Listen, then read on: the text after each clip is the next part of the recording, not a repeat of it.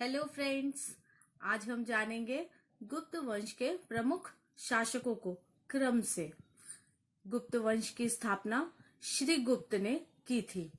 इनका कालक्रम था 240 से 280 एडी तक। इन्होंने महाराजाधिराज की उपाधि धारण की थी। अगले शासक थे घटोत्कच, जिनका कालक्रम था 280 से 319 एडी तक।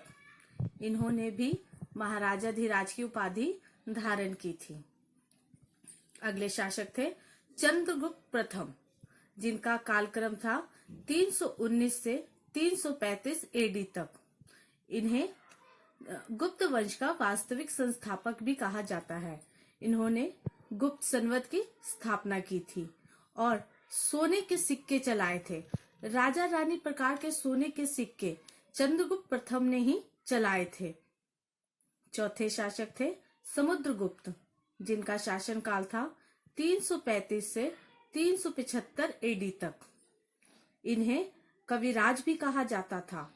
विंसेंट स्मिथ ने इन्हें भारत का नेपोलियन कहा था।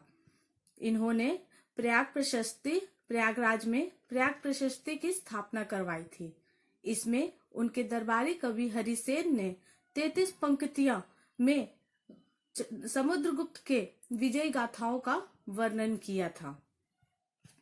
पांचवे शासक थे रामगुप्त। उसके बाद आए उनके चंद्रगुप्त द्वितीय। चंद्रगुप्त द्वितीय का शासनकाल 375 से 414 सी तक रहा।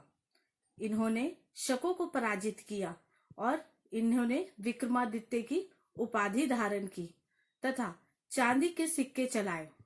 इनके दरबार में नवरत्न रहा करते थे। फाहियान इन्हीं के शासनकाल में भारत आया था और इन्होंने मेहरौली में लौह स्तंभ को भी स्थापित किया। उसके बाद शासन में आए कुमारगुप्त प्रथम। कुमारगुप्त प्रथम का शासनकाल 1414 से 1454 सी तक रहा। इन्होंने नालंदा विश्वविद्यालय की स्थापना कराई। उसके बाद शासनकाल में स्कंदगुप्त आए। स्कंदगुप्त का शासनकाल 454 से 467 सी तक रहा। इन्होंने हुनों को पराजित किया तथा सुदर्शन झील का पुनरुद्धार किया। उसके बाद शासन में आए भानुगुप्त 510 में और गुप्त वंश के अंतिम शासक थे विष्णुगुप्त। धन्यवाद।